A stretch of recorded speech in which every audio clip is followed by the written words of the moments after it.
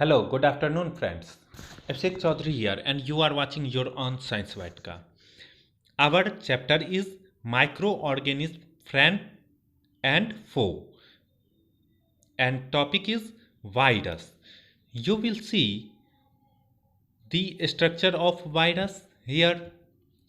Now, our topic is where do microorganism lives?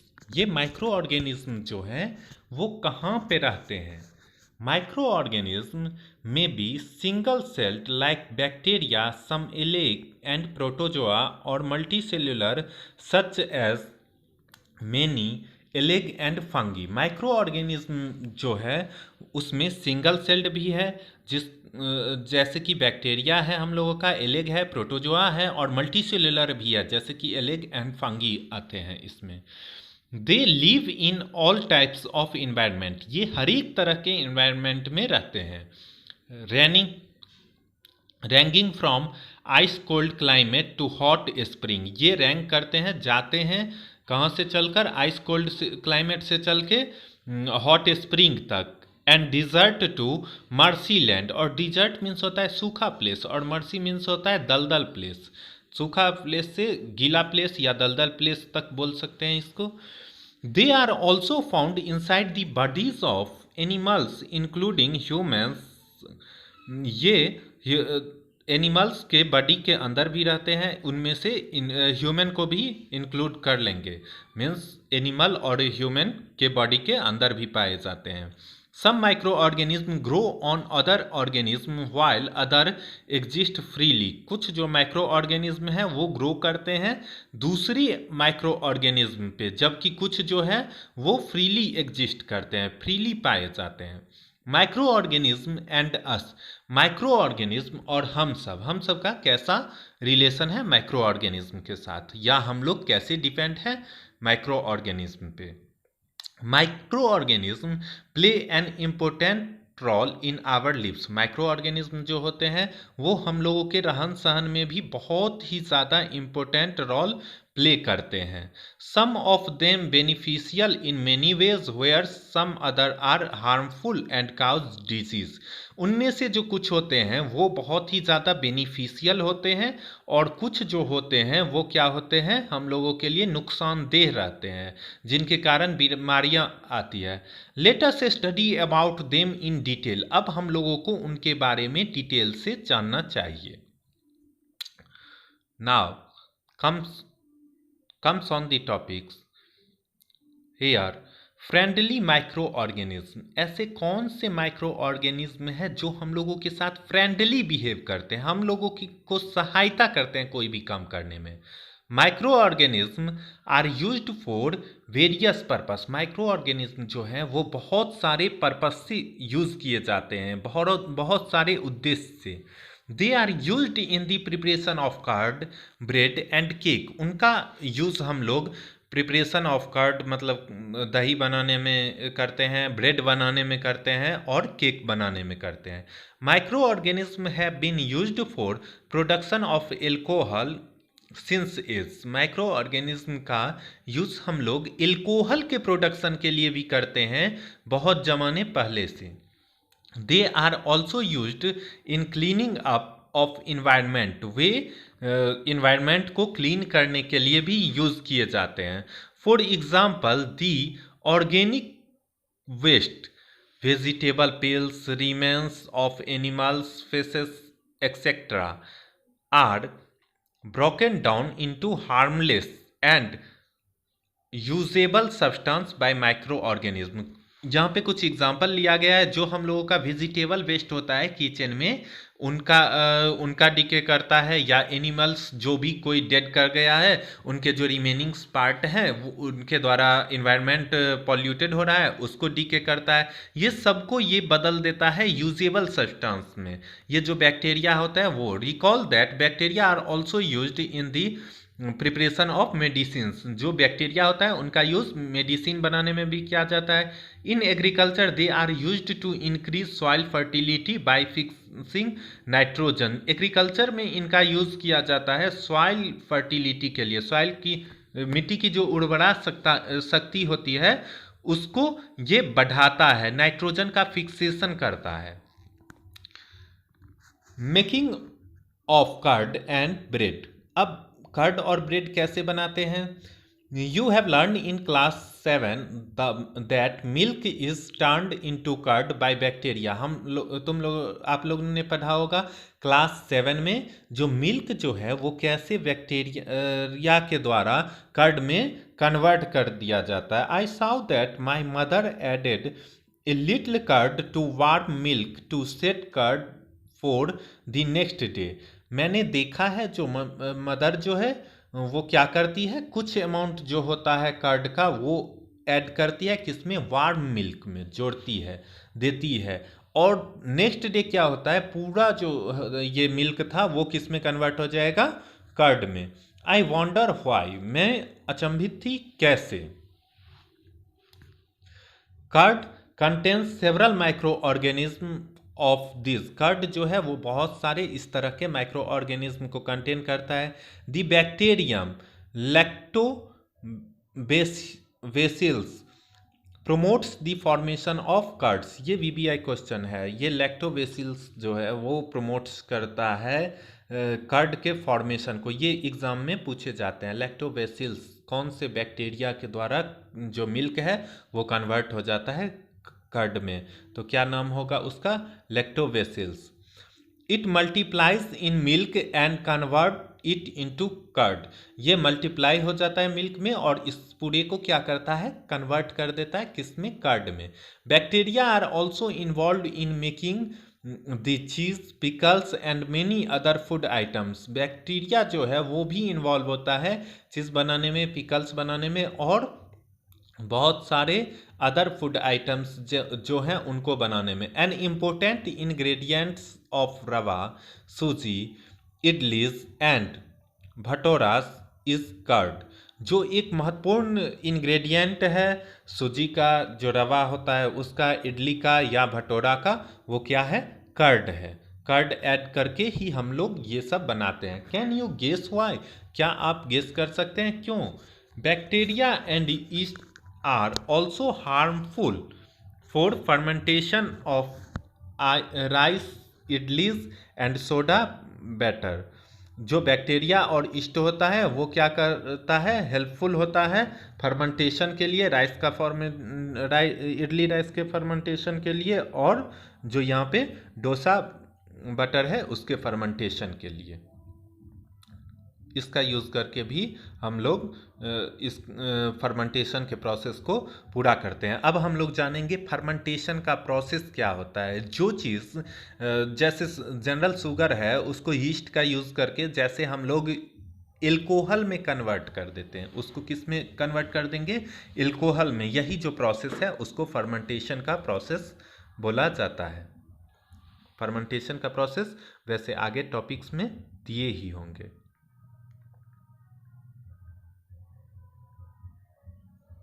Now comes on next page, activity 2.3, take half kg flour, आटा और मैदा। जो हम लोग half के जी flower लेते हैं, आटा लेते हैं या मैदा लेते हैं, add some sugar and mix with warm water. उसमें कुछ शुगर का अमाउंट मिलाते हैं और कुछ वार्म जो वाटर होता है उसका अमाउंट हम लोग उसमें ऐड करते हैं, ऐड कर देते हैं।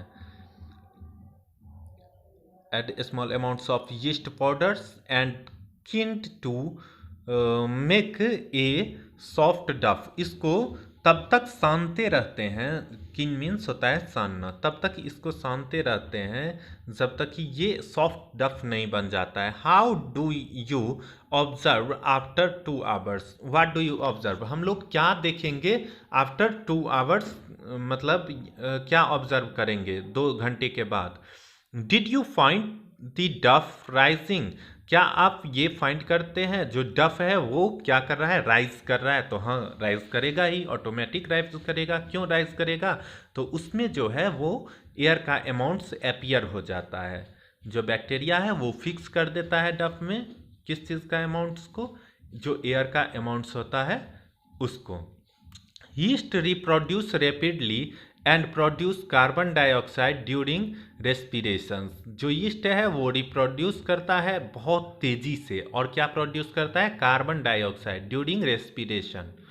Bubbles of gas fill the dough and increase its volume. अब जो कार्बन डाइऑक्साइड आ रहा है तो गैस हो गया कार्बन डाइऑक्साइड। अब ये क्या करेगा? बबल्स ऑफ गैस जो होगा वो क्या हो जाएगा? उस डफ में फिल हो जाएगा, भर जाएगा, और उसके वॉल्यूम को क्या करेगा? वो इंक्रीज कर देगा। This is the basis of the use of east in the baking industry for making bread, pastries and cake.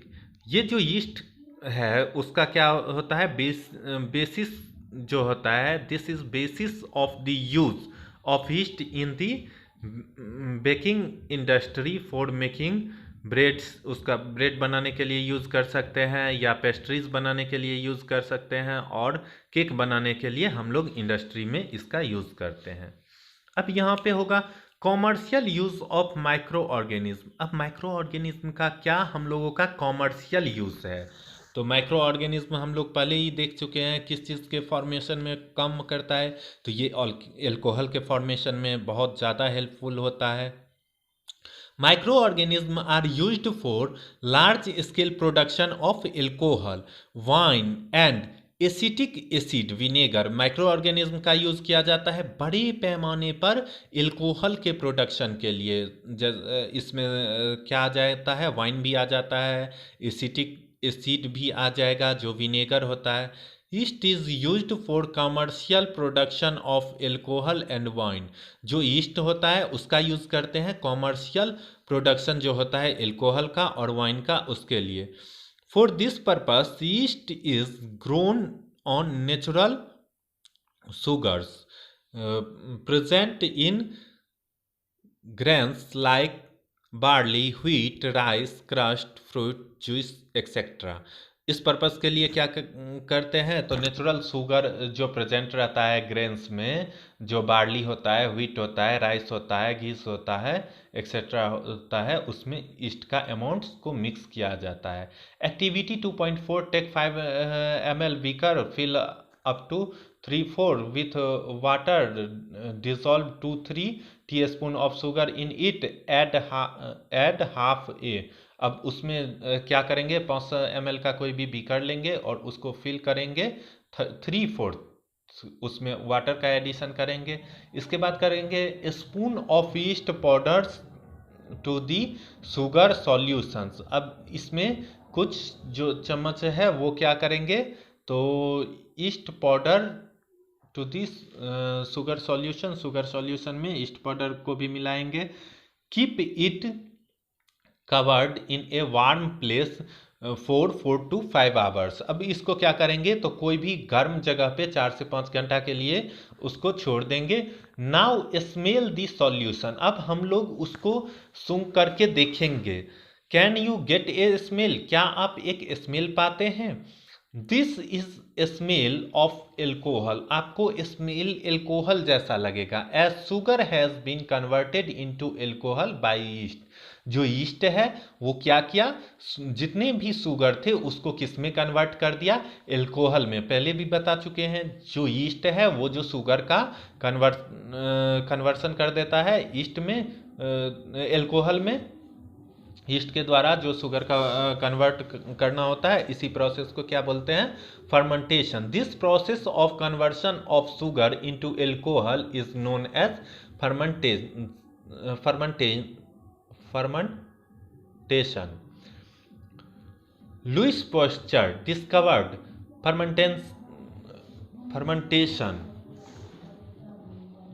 इन 1857। जो लुइस पास्चर थे उन्होंने ही डिस्कवर किया था फर्मेंटेशन का प्रोसेस को 1857 में। Medicinal use of micro organism. अब मेडिसिन के रूप में माइक्रो ऑर्गेनिज्म का यूज कैसे होता है? Whenever you fall ill the doctor may give you some antibiotic tablets. जब हम लोग कभी बीमार पड़ते हैं तो डॉक्टर क्या करते हैं? एंटीबायोटिक टैबलेट्स देते हैं। कैप्सूल और injection such as of penicillin. या तो कैप्सूल देंगे या कुछ इंजेक्शन देंगे जैसे कि penicillin. The source of this medicines is micro organism. ये जो मेडिसिन्स हैं ये कहाँ से आते हैं? माइक्रो ऑर्गेनिज्म से आते हैं। दिस मेडिसिन्स किल्स और stop the growth of the disease causing micro organism. अब इसमें माइक्रो ऑर्गेनिज्म का अपीयरेंस रहता है, इसीलिए ये मेडिसिन्स क्या करते हैं, या तो मार देते हैं ग्रोथ जो कर रहा होता है डिजीज का उस ऑर्गेनिज्म को, या उसको रोक देते हैं। Such medicines are called antibiotics. इसी मेडिसिन्स को क्या बोला जाता है? Antibiotics. This day a number of antibiotics are being produced from bacteria and fungi. अभी के समय में बहुत सारे जो एंटीबायोटिक्स हैं वो प्रोड्यूस किए जाते हैं कहाँ से? बैक्टीरिया और फंगी जो होता है उससे। स्ट्रेप्टोमिसिन्स, tetracycline and in this from commonly known as antibiotics which are made from fungi and bacteria। ये जो commonly used है यहाँ पे नेम दिया गया है सम कुछ ऐसे जो एंटीबायोटिक्स हैं उनके। यहाँ पे दिया है in 1929 Alexander Fleming was working on culture of disease causing bacteria. Suddenly he founds that spore of a little green moulds in one of his culture plates. He observed that the presence of mold prevented the growth of bacteria. In fact, it also killed many of these bacteria. उन्होंने क्या पाया, जो bacteria है वो कई और bacteria को भी किल कर देता है। From this the mold penicillin was prepared. अब यहाँ से क्या हुआ, जो मोल्ड पेंसिलिन का सुई है यहाँ से प्रिपेयर किया गया। ये हम लोगों को याद रखना है, अलेक्जेंडर फ्लेमिंग जो थे उन्होंने इसका डिस्कवर किया था। अब यहाँ पे आते हैं कॉमनली नोन एंटीबायोटिक्स यहाँ पे दिया गया है। जो commonly known antibiotics which are made from the fungi and bacteria, जो कि फंगी और बैक्टीरिया से बना हुआ है।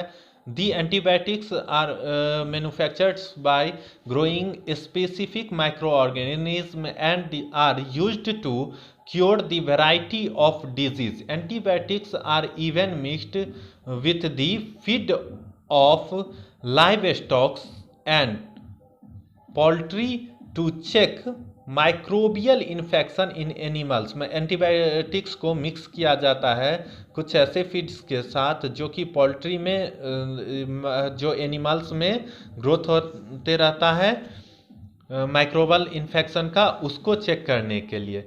दे are also used to control many plant disease. ये जो है बहुत सारे प्लांट डिजीज को भी कंट्रोल करते हैं। अब यहाँ पे जो है वो हम लोगों ने क्या सीखा है आज के टॉपिक में, जो हम लोग कैसे एंटीबायोटिक्स का यूज़ करते हैं और इसके क्या क्या बेनिफिट्स हैं। Now here it is important to remember antibiotics should be taken only on the advice of qualified doctor। अब यहाँ पे है जो एंटीबायोटिक जो लिया जाना चाहिए वो कैसे लिया जाना चाहिए, तो कोई भी जो अच्छे डॉक्टर साहब हैं उनके सलाह पे क्या करना चाहिए, एंटीबायोटिक लेना चाहिए। Also you must complete the course of prescribed by the doctor. जो प्रिस्क्राइब किया जाता है डॉक्टर के द्वारा तभी हम लोगों को एंटीबायोटिक्स लेना चाहिए। If you take antibiotics when not needed और इन रॉन्ग डोज, अगर आप लोग ऐसे एंटीबायोटिक ले लेते हैं जिनका कोई ज़रूरी नहीं है और उसका कोई गलत डोज ले लेते हैं, मीन्स इरेगुलरिटी आ जाता है। It may take the drug less effective when you might need it in future. ये क्या करता है, तो हमारे बॉडी को हैबिचुअल बना देता है, जिससे क्या होता है तो इन फ्यूचर अगर हम लोग इस एंटीबायोटिक को लेते हैं तो भी ये हमारे बॉडी को सूट नहीं करते रहता है। Also antibiotics taken unnecessarily may kill the bacterial beneficial bacteria in the body. और ये एंटीबायोटिक्स जो हैं वो भी क्या करेंगे, तो जो बेनिफिशियल हम लोगों के लिए बेनिफिशियल जो भी यहाँ पे है बैक्टीरिया, उनको भी क्या करेंगे, ये मार देंगे। Antibiotics, however, are effective against cold and flu as these are caused by virus. Antibiotics जो है वो तब भी हम लोगों के लिए अच्छा होता है, जैसे कि कोई भी कोल्ड आ गया, कोई भी फ्लू हो गया जो कि वायरस के द्वारा होता है, तो हम लोगों को एंटीबायोटिक्स का यूज़ करते हैं। वायरस द्वारा कोई भी जो हम लोगों में सिम्टम पाया जाएगा कोल्ड का, फ्लू का, तो उस टाइम भी हम लोग क्या करते हैं, एंटीबायोटिक्स का यूज़ करते हैं, या डॉक्टर जो है वो प्रिस्क्राइब करते हैं किस चीज़ के लिए, तो एंटीबायोटिक्स के लिए। Thank you for watching science white का। Now you will learn the next chapter.